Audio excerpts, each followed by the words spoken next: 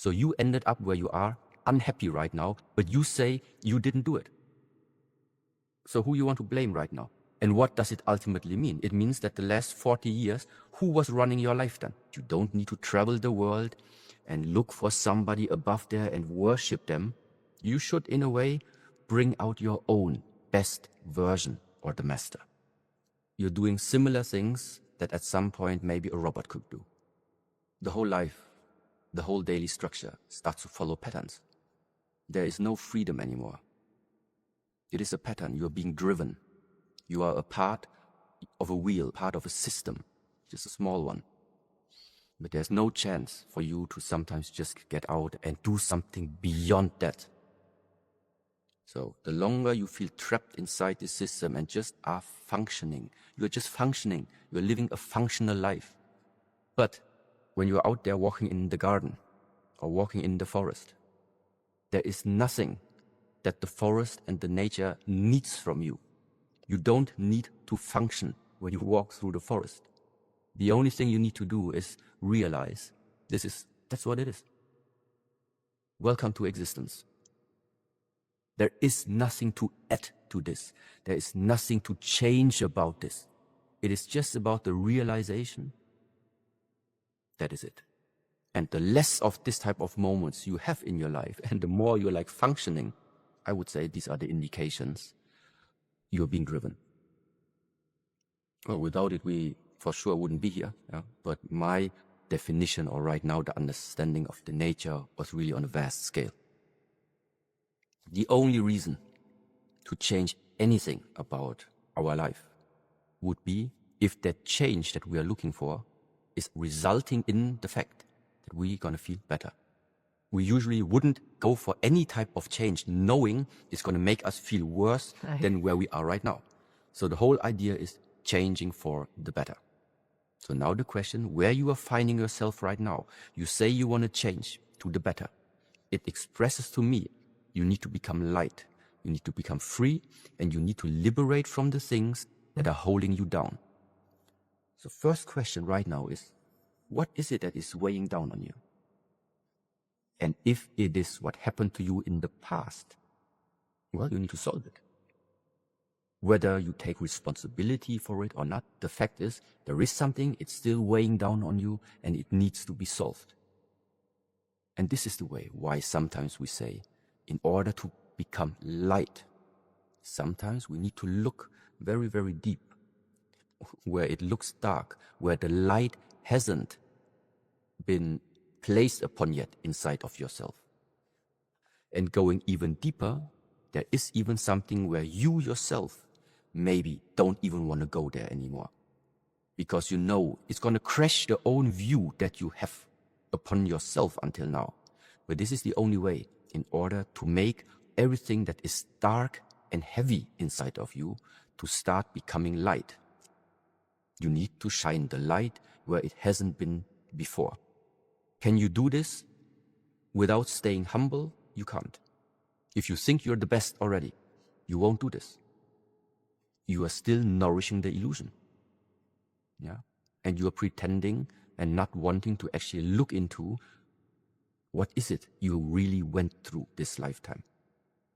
Only when you start to see the whole complex and everything, the light and the dark, the heavy, when you see everything that brought you here.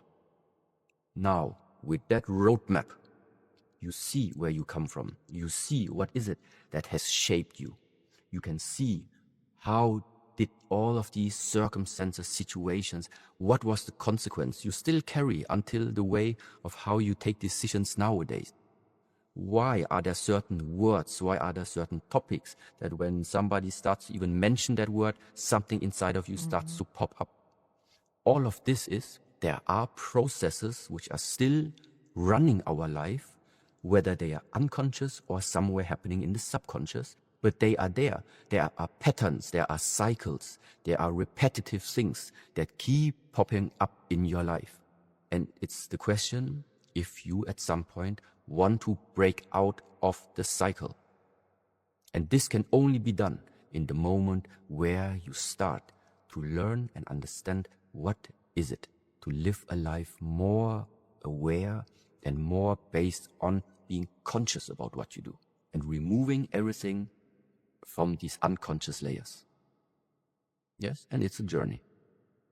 The understanding will change throughout your journey, really depending on how profound is your view upon your life and the life around you. How profound are you living this type of life? And so it really means it changes from person to person. I can't tell to somebody this is what it means for you. It's up to you to put in your thoughts. What does it mean to you? What is sure is that everybody has always been given the possibilities to change something. The other truth is, at some point when you're oblivious about things and you just really you don't want to see, you can't see it, then the signs sometimes become bigger. And then at some point it could even happen that something is going to occur which will make you change. If you want or not, it is going to make you change. You will have no choice anymore. Yeah. You had the choices before, but you didn't use them. And this is why sometimes I talk about this ability to really listen a little bit carefully. Sometimes it is like this. You know, we take the most recent example, like before a burnout happens, your body told you way before that something is not okay. You know, sometimes in this book, for example, I mentioned like different 14 virtues. Try to just be a good human. Be a good human. Or if you like to play this visual game, we look into the world and there's so many things to complain about. There's so much like to complain what goes wrong and how should somebody behave and how should humanity be.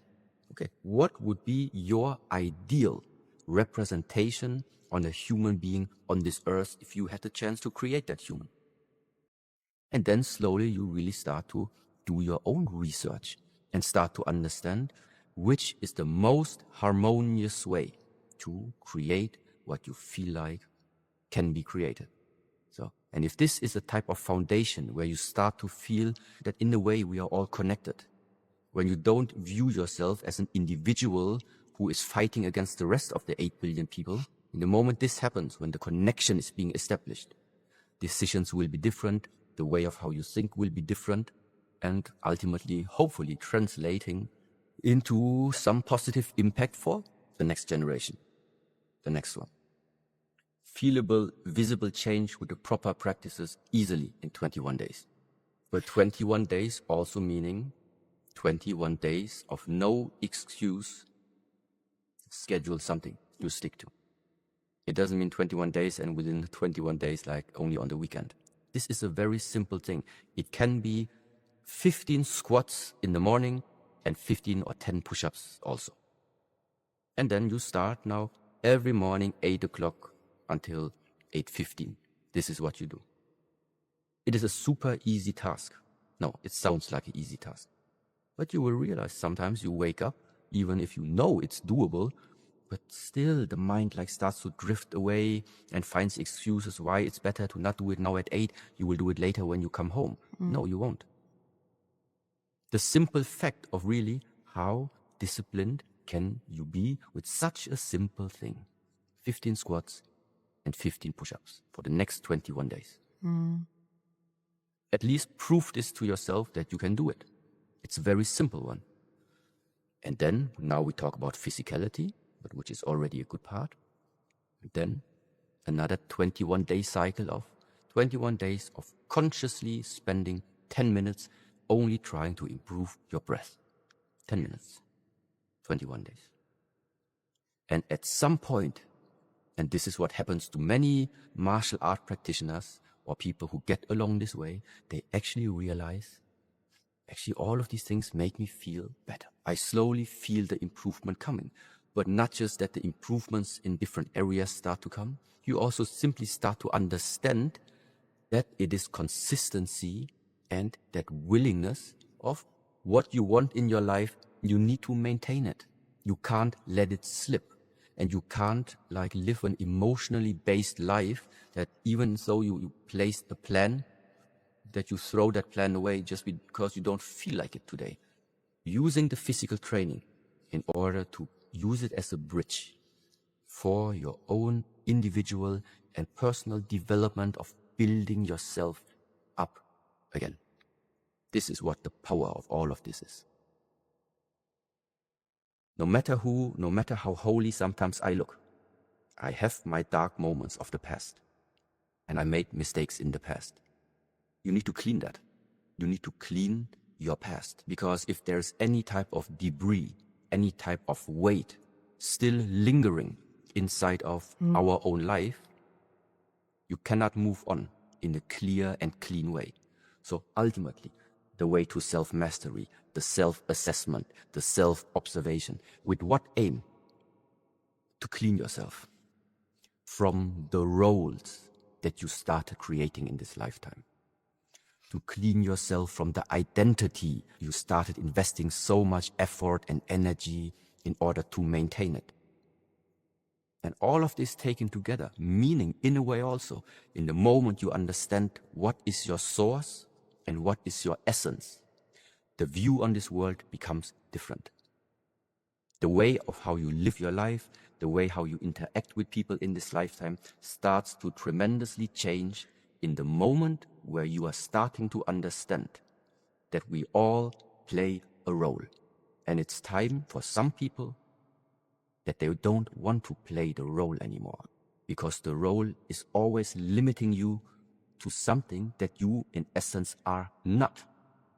That's why the role, keeping up the identity, keeping up the personality, this persona at some point becomes unbearable because it is pressurizing you. And that is the sign for me, somebody's telling you, this role that you're playing, it's becoming too small for what you really are.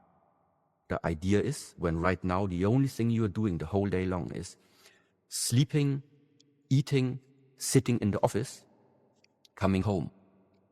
Without knowing you, I can tell your body is unhappy.